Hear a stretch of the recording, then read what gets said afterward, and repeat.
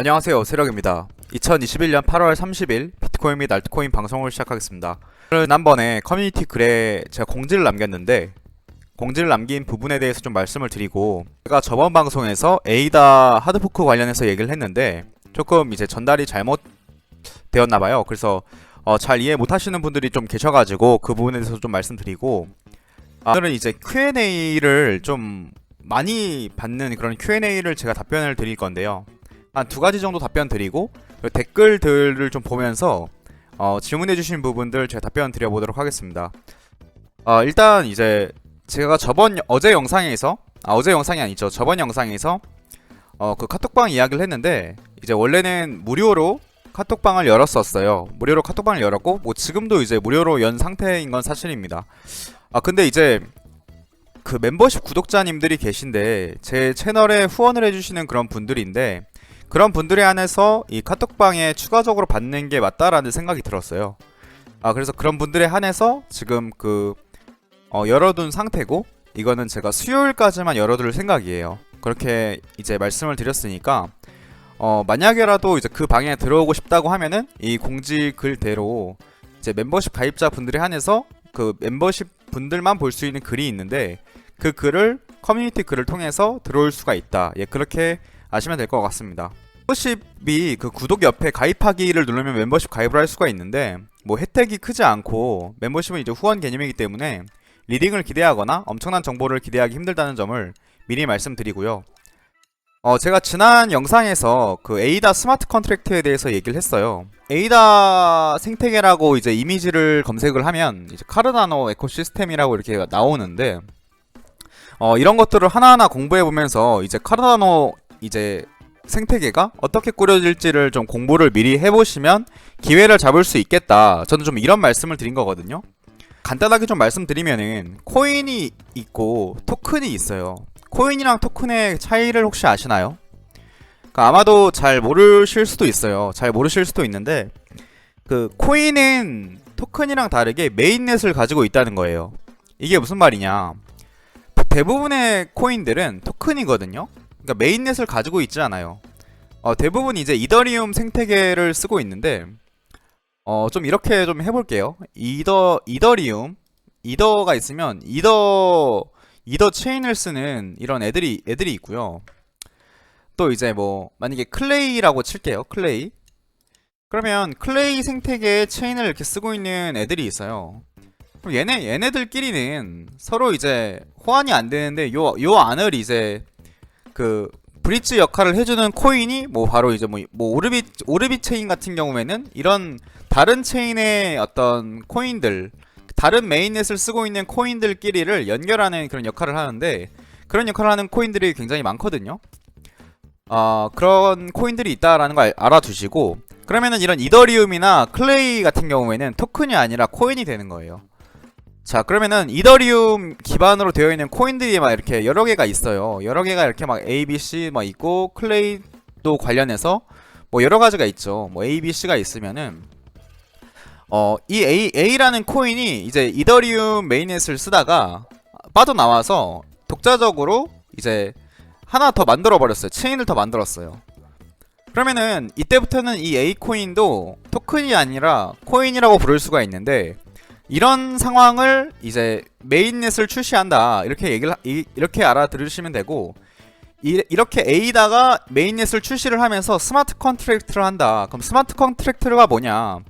그때부터는 이제 에이다 생태계 내에서 이제 그 계약이 가능하다는 거예요. 계약이 가능하다라는 거는 이제 코드로 인해서 약속된 바대로 약속을 이행할 수가 있다. 그렇게 되면 어떻게 되냐? 그럼 에이다 메인넷 위에서 디파이라던가 뭐 거래소라던가 이런 것들이 만들어질 수가 있는 거예요. 그렇다라고 하면 그때 이제 에이다 생태계 내에서 새롭게 등장하는 그런 코인들을 투자하면은 돈을 많이 벌 수도 있다. 이건 제 투자 아이디어인 거죠. 물론 맞을지 틀릴지는 알 수 없는 거지만, 예를 들어서 이제 제가 최근에 투자했다고 말한 MNGO 그 망고 코인 같은 경우에는요, 제가 이거 사실 4일 전쯤에 투자를 했어요. 4일 전. 근데 4일 전에 투자를 했는데 64%의 수익이 났어요. 64%의 수익이 나왔고, 얘가 이제 최초 상장이거든요. 최초 상장 이후에 쭉 내려갔다가 좀 횡보하면서 좀 이제 하방 넣어주고 다시 올라가는 상황에서 저는 이때 잡은 거죠. 근데 이게 이런 코인들이 굉장히 상승률이 높을 수 있다는 거예요. 뭐 MAP랑 MAPS는 다른 코인이거든요. 꼭 알아두시고, 이건 제가 한 20일 전쯤에 샀어요. 20일 전쯤에. 20일 전이 언제냐? 예, 이때거든요. 이때. 그럼 이때 20일 전에 딱 샀는데 2배가 넘었다가 지금은 86% 정도 수익. 그러니까 이런 코인들이 다 지금 보이는 코인, 뭐 망고 코인이나 MAPS 이런 코인이 솔라나 생태계 코인이거든요. 솔라나라는 이제 메인넷을 가진 코인이 잘 가다 보니까 그 안에 있는 생태계 내에 있는 다른 토큰들이 굉장히 잘 갈 수밖에 없는 구조다. 그래서 제가 이런 걸 투자를 좀 했어요. 물론 말씀드린 것처럼 많이 구입한 건 아니고 조금 매수를 해놨지만 그래도 굉장히 수익률이 괜찮다. 그럼 이런 비슷한 아이디어죠. 에이다 생태계 내에서 이런 코인들을 발굴을 해서 투자를 하면 굉장히 좋은 아이디어가 되겠다. 좀 더 쉽게 설명을 드려보면요, 클레이튼이 있었잖아요. 클레이가 얘가 메인넷을 가지고 있는 코인이잖아요. 그러면 이 클레이 내에서 뭐 클레이 스왑이라는 애도 나왔고, 루비 체인이라고 해서 ORC에서 뭐 클레이 삼형제라고 얘기를 하잖아요. 그만큼 이제 클레이 생태계 내에서 혈관 역할을 한다라고 불리는 오르비 체인, 그리고 클레이 생태계 내에서 대표 디파이 프로토콜이라고 말할 수 있는 KSP. 자, 그러니까 클레이 생태계 내에 있는 토큰들을 투자를 한 거예요. 근데 ORC 같은 경우에는 약간 이미 메인넷을 가진 코인처럼 그런 역할을 하고 있긴 있지만, 그래도 일단은 클레이 생태계에 있는 코인은 아니죠, ORC가. 얘는 이제 아직 이더리움 기반이기는 한데, 메인넷을 출시한 것처럼 그렇게 활용되고 있으니까 약간 이더리움 코인이라고 보기에는 조금 이제 일단 그냥 이더리움 코인이긴 합니다, 아직. 뭐 아무튼 이거는 좀 더 이제 봐보시면 될 것 같고, 뭐 비슷한 아이디어라는 거죠. 저도 이제 아시다시피 클레이 삼형제로도 좀 꽤 이제 쏠쏠한 재미를 봤었으니까, 그런 비슷한 아이디어를 통해서 솔라나나 아니면 에이다 스마트 컨트랙트 이외에도 비슷한 아이디어로 돈을 벌 수가 있다. 뭐 그런 이제 투자 아이디어니까 이 정도 아마 설명을 했으면은 거의 다 이제 알아들으셨을 거라고 생각을 해요. 이제 그렇게 좀 말씀을 드리고요. 제가 좀 이제 질문을 좀 많이 받는 것들에 대해서 좀 말씀을 드리려고 해요. 지금 제가 방송을 시작한 지는 이제 1년 정도가 됐고 1년 정도 방송해오면서 되게 그 비슷한 질문들이 굉장히 많이 받았던 것들이 많아요. 굉장히 많은데, 첫 번째로 이런 게 있었어요. 현재 뭐 어떤 코인을 투자를 했는데, 그리고 뭐 평단가가 얼마인데 어떻게 할까요? 막 이런 얘기를 되게 질문을 많이 해주시는데요. 이거에 대한 질문은 언제나 제가 같은 답변을 드릴 수가 있는데, 지금 현재 모든 포지션을 정리를 한 다음에, 모든 포지션을 정리했을 때 있는 돈을 가지고 무엇을 투자하겠느냐라는 질문을 받았을 때 투자하고 싶은 걸 투자하는 게 정답이라고 저는 생각해요. 이거랑 비슷한 어떤 질문이 뭐냐면은, 평단가가 낮다고 해서 오래 투자할 수 있는 게 아니고, 평단가가 낮다고 또 이제 마음이 편할 수는 있는데, 내가 평단가가 낮다고 해서 시장이 더 가거나 덜 가지 않거든요. 기준은 현재 이 코인이 저평가가 되고 있는가 아니면 고평가가 되고 있는가, 이 두 가지 요소로 판단이 되어야 되지, 내가 얼마에 샀는지, 그리고 내가 얼마나 들고 있는지, 나의 포지션이 어떤지는 사실 의사결정의 독립변수가 되어야 된다는 거죠. 이게 어떤 말인지 아시겠죠? 그러니까 비슷한 말로는 평단가가 높다고 해서 손절을 치는 게 아니라, 현재 고평가 영역에서 내가 들어갔기 때문에 잘못된 판단을 내렸기 때문에 팔아야 되는 거지, 내가 단순히 마이너스 10% 마이너스 20%이기 때문에 나와야 되는 건 아니라는 거예요. 근데 이게 정말 어다르고 아다른 거일 수도 있는데, 이 의사결정이 정말 한 끗 차이인데 굉장히 중요한 요소라고 저는 생각을 하거든요. 단순히 제가 수익률이 마이너스 50%다 마이너스 60%다 단순히 마이너스가 되고 있는 나의 잔고가 무서워서 손절을 치고 나간다는 거는 굉장히 그런 의사결정은 투자가 굉장히 어려워지게 만드는 요소라고 저는 생각을 하거든요. 시장 상황에 따라 나의 의사결정이 좌지우지 되는 것. 근데 내가 원칙을 가지고 나의 원칙 안에서 이 코인이 현재 고평가다, 저평가다라고 판단을 할 수 있을 때, 그리고 고평가인지 저평가인지를 보고 그걸 통해서 의사결정을 내려야 되지, 나의 수익, 나의 평단가, 나의 포지션을 놓고 봤을 때 의사결정을 내려서는 안 된다라는 말씀을 좀 드리고 싶어요.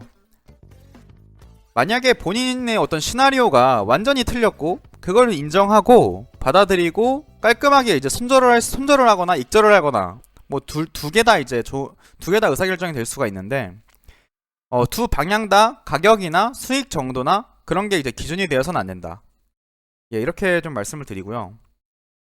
제가 이 얘기도 가끔 가다가 이제 방송에서 드린 적도 있는데, 이 부분이 정말 뭐랄까, 제가 생각하기에는 투자에서 굉장히 중요한 요소라고 저는 생각을 하는데요. 다른 분들이랑 이제 직접적으로 제가 대화를 나눠봤을 때 이렇게 생각을 하시는 분들이 많지 않은 것 같아서 이 부분에 대해서 만약에 다른 의견이 있다라고 하면은 한번 공유해 주셔도 괜찮을 것 같아요. 제 주관적인 생각이고요. 두 번째는 어떤 정보나 뭐 어떤 코인을 투자해야 되나요? 막 이런 얘기를 또 굉장히 많이 물어보시는데, 저는 이렇게 생각을 합니다. 무엇을 투자하는지도 굉장히 중요하긴 한데 사실 어떻게 투자하는지가 더 중요하다라고 생각을 하거든요. 정보라는 건 사실 굉장히 모두 공개되어 있고 오픈되어 있다라고 보고 있어요. 그리고 좋은 코인에 대해서 발굴하고자 하는 의지가 있다라고 하면은 스스로도 이제 발굴해낼 수 있는 어떤 충분한 정보가 시장에는 열려 있다라고 보거든요. 조금만 검색을 해봐도 뭐 아까도 제가 보여드린 것처럼 그냥 네이버에다가 에이다 생태계 친 다음에 이미지 버튼 누르면은 뭐 에이다 이제 에코시스템이라고 해서 나오잖아요. 근데 정보라는 게 사실 인터넷에 너무 널려 있어가지고 그거를 어떻게 정보를 해석하고 조합하는지가 굉장히 중요한 요소일 것 같고, 투자라는 게 결국에 결과가 나와야만 그 시나리오가 맞는지 틀린지를 확인할 수 있는 거기 때문에 정말 좋은 정보다 이런 게 사실은 시장에 있기가 힘들고, 정말 좋은 정보라고 내가 전달을 받았을 때는 정말 좋은 정보가 아닐 확률이 굉장히 높아요. 그래서 좋은 정보라고 누군가한테 듣는 게 아니라 좋은 정보라고 말할 수 있는 거를 혼자 만들어낼 수 있다라고 저는 혼자 만들어낼 수 있어야 된다고 생각을 해요. 그래야만 그게 진짜 좋은 정보가 될 수 있고, 내가 정보를 듣고 투자를 하는 게 아니라 오히려 내가 좋은 정보라고 사람들한테 알려줄 수 있을 정도로 내 입에서 그게 소문이 날 정도의 어떤 시나리오를 만들 수 있어야만 그게 진짜 좋은 정보가 된다, 이렇게 생각을 해요. 그렇기 때문에 누군가한테 듣는 것 자체가 그렇게 막 좋은 정보가 아닐 가능성이 굉장히 높다라는 거죠. 저는 좀 이렇게 생각을 하고요. 결국에는 수많은 정보 속에서 무엇이 중요한지를 잘 판단해내야 되고, 그리고 그 중요하다라고 판단을 내릴 수 있는 것도 100% 맞는 사람이 존재하지 않기 때문에 제가 늘 이게 좋은 정보다라고 말할 수 없는 부분이기도 하고요. 그래서 굉장히 중요하다고 말할 수 있는 부분은 언제가 저평가이고 언젠가 고평가인지를 판단하는 능력, 그 능력이 있어야만 매수와 매도가 제대로 이루어지기 때문에 그렇게 좀 말씀을 드릴 수 있고, 비슷한 질문일 수 있는데 좀 이어가지고 이런 질문이 또 최근에 나왔어요. 9월장은 하락한다는데 세령님 생각에는 어떠시냐, 이런 얘기가 나오는데, 저는 이제 9월에 하락을 하든 10월에 하락을 하든 상승장이 지속된다라는 관점 하에서는 그게 그렇게 중요하지 않다라고 생각을 해요. 저는 좀 이렇게 생각을 합니다. 만약에 여기쯤에 있는 투자자예요. 여기쯤에 있는 투자자.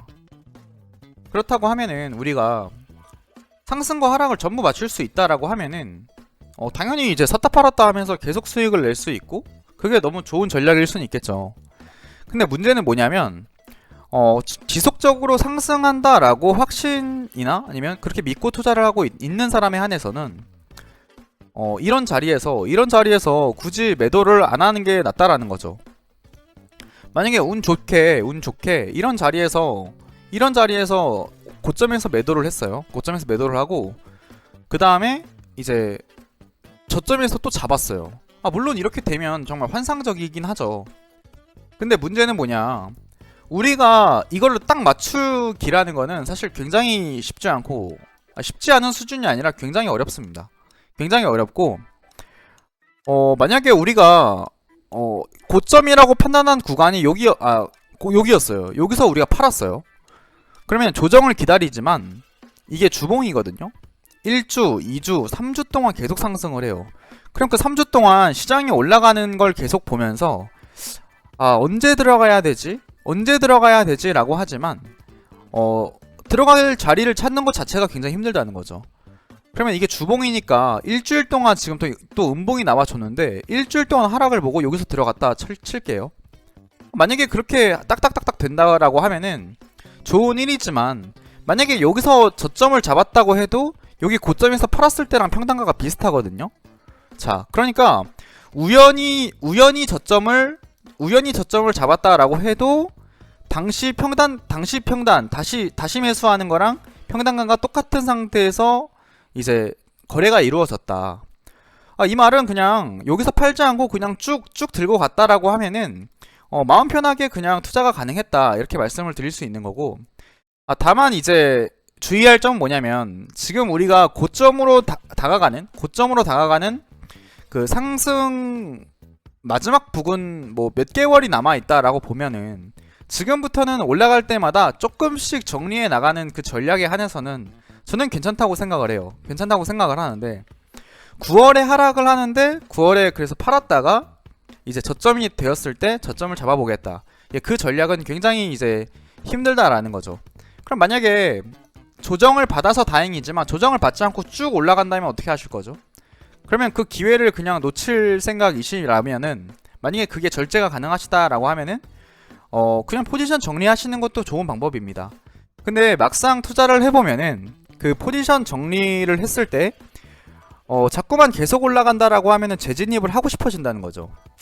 보통 투자를 하다가 비트코인이 이렇게 오랜 기간 계속 상승만 했음에도 불구하고 많은 분들이 투자를 실패한 이유는 뭐냐면, 더 이상 욕심을 부리지 말아야지라고 하차를 했으면 되는데 추가적으로 더 올라갈 때 매수를 했다라는 거죠. 그래서 가장 사지 말아야 할 요 시점, 가장 사지 말아야 할 18년도 1월 최고점일 때 매수와 매도 거래량은 폭발하면서 실제로 이 자리에서 물린 사람들 굉장히 많고, 거래량은 쭉 내려가지만 여기서 계속 이제 물린 사람들은 물리고 굉장히 고생이 많았다라는 거죠. 그러니까 이런 것들을 살펴봤을 때 샀다 팔았다 이런 전략보다는 제 개인적으로는 매도는 분할 매수와 분할 매도를 적극적으로 활용을 하되, 저점을 뭐 잡겠다, 이 어떤 조정 후에 저점을 잡겠다라는 전략이 굉장히 쉽지 않다. 적어도 이제 제 생각은 그렇고요. 저는 이제 그런 전략으로 앞으로도 계속 투자를 할 계획이고, 뭐 주식이든 가상자산이든 뭐 부동산도 마찬가지고요. 그렇게 저는 좀 진행할 생각입니다. 여기까지 좀 말씀드리면 될 것 같고, 마지막으로는 이제 그 자주 나오는 어떤 질문들 중에서 좀 댓글들 보면서 좀 말씀드려보도록 하겠습니다. 다들 올 연말에 정리한다고 하는군요. 이제 피카츄님께서 말씀해 주셨는데, 올 연말에 정리한다기보다는 만약에 올 연말에 고평가 영역이라고 판단되는 지점이 온다라고 하면은 정리를 하겠죠. 근데 올 연말에도 만약에 고평가가 아니라 저평가되어 있다고 하면은 계속 들고 갈 생각입니다. 꼭 이렇게 시기로 딱 정할 수는 없는 것 같아요. 그렇게 말씀을 드릴 수 있을 것 같고, 주호부자님께서 저서에서 비트코인과 이더리움으로 교체 매매를 했다라고, 이제 이거를 이해가 잘 안 된다, 비트코인이랑 이더리움이랑 같은 방향인데 어떻게 이거를 뭐 교체 매매를 했냐, 이렇게 말씀해 주셨는데, 이렇게 생각하시면 돼요. 비트코인이 이렇다라고 하면은 이더리움은 살짝 더 가파른데 차트를 그려보면은 비트코인은 약간 이렇게 그러니까 상승과 하락이 약간 완만하다라는 거죠. 비교적.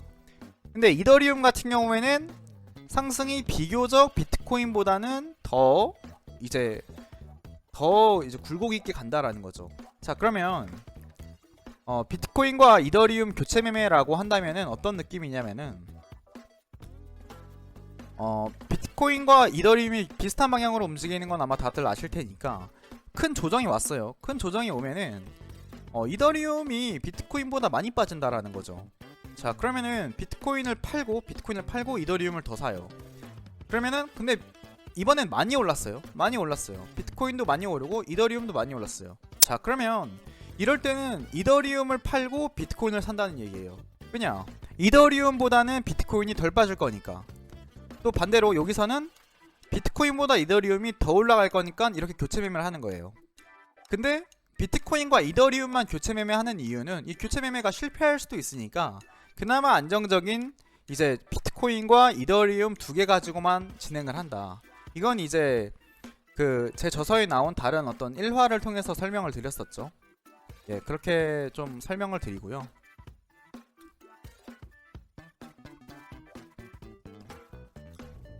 예, 보시면 시드가 오리비 체인 100%인데 제대로 물려서 지금 알트 불장에도 불구하고 5토막 고통스럽다.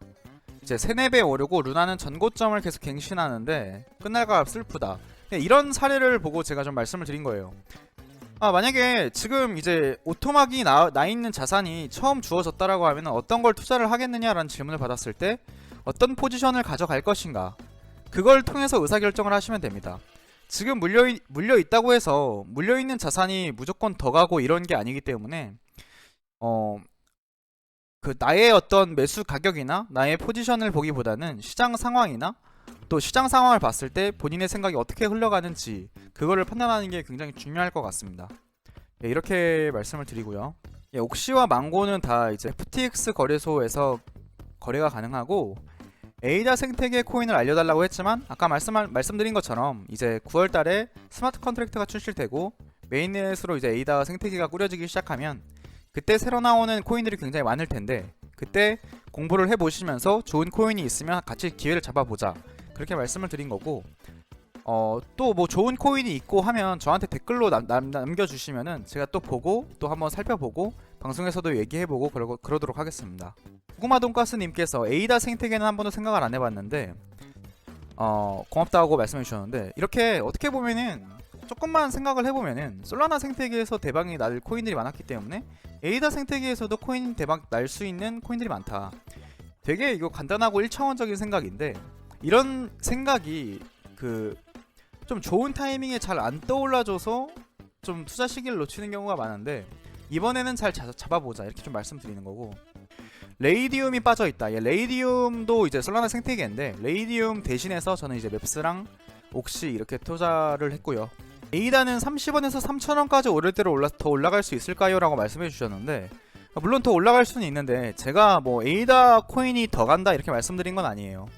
오히려 에이다 같은 경우에는 명성에 비해서 스마트 컨트랙트가 되고 메인넷 출시라는 이슈가 있어서 지금 오히려 지금 시점 21년도 8월 30일 이 시점에서는 고평가 영역일 가능성도 저는 충분히 있다라고 생각을 해요. 만약에 에이다 생태계가 출현을 하고 나서 실명 매물이 좀 빠지고 나서 생태계가 제대로 돌아간다. 그럼 에이다 가격은 뭐 계속해서 올라갈 수가 있겠죠. 조성만님께서 30살 비트코인 퇴사하면 저자분 맞나요? 예. 저자 맞고요. 비트코인 반감기에 대해서 제가 말씀을 잘못 드렸었어요. 잘못 드렸었고 그 부분에 대해서 개정판에서는 제가 수정을 해서 다시 이제 했었습니다. 예, 이 부분은 좀 죄송하고요. 타가 있었어요. 예. 그리고 마지막 질문 받겠습니다. 이거는 책을 보면서 궁금한 부분이랑 영상을 다 보면서 궁금한 내용이 있는데 알트코인 불장일 때 조금씩 분할 매도하면서 비트코인을 갈아타신다고 하였는데 비중을 몇 대 몇으로 들고 가냐. 하락장에서는 다시 비트코인을 팔고 알트코인을 분할 매수한다 그랬는데 상승장에서 알트 비트코인 넘어갈 때 극소로 두시는지 궁금하다. 이게 딱 정해지지가 않았습니다. 굉장히 딱 정해졌다라고 보긴 어렵고요. 기준은 제 마음이 편한 정도로 비중을 조절한다. 예, 이게 가장 좀 맞는 말인 것 같아요. 이거는 제가 굉장히 좀 모든 투자에서 되게 중요하게 생각하는 부분인데, 모든 투자가 마음이 편하지 않으면 사실 그 굉장히 실패할 가능성이 올라가거든요. 그리고 마음이 불편하면 제대로 된 의사결정이 나오기가 힘들어요. 그냥 조금만 생각을 해도 좋은 의사결정을 충분히 할 수가 있는데, 마음이 불안하다 보면 그 조금 생각하는 것조차도 굉장히 어려워지거든요. 아마 투자하고 계신 모든 분들이 아마 다 이런 경험을 해보셨을 거예요. 아니 분명히 누가 봐도 그때는 고평가였고, 누가 봐도 그때는 팔았어야 되는데, 아니면 혹은 누가 봤어도 그때는 매수를 했었어야 되는데 왜 내가 그렇게 못했을까라는 생각을 전부 해보셨을 거예요. 저 역시도 마찬가지고요. 그런 후회를 안 하기 위해서 저는 늘 이제 이성적인 상태를 유지하려고 하는데, 그 이성적인 상태를 유지하려면 투자되어 있는 제 자산들로 인해서 제 마음이 불안하거나 망설임이 있거나 그래서는 안 된다는 거죠. 그래서 제 마음이 편한 상태를 유지하는 것을 저는 굉장히 중요하게 생각하고, 그걸 기준 삼아서 분할 매수와 분할 매도를 한다. 예, 그렇게 말씀을 드리면 될 것 같아요. 예, 오늘은 이제 한 30분 정도 녹화 방송을 진행했는데, 예, 오늘 방송 좀 길게나마 그렇게 끝까지 또 시청해주신 분들 모두 감사드립니다. 예, 모두 성투하세요.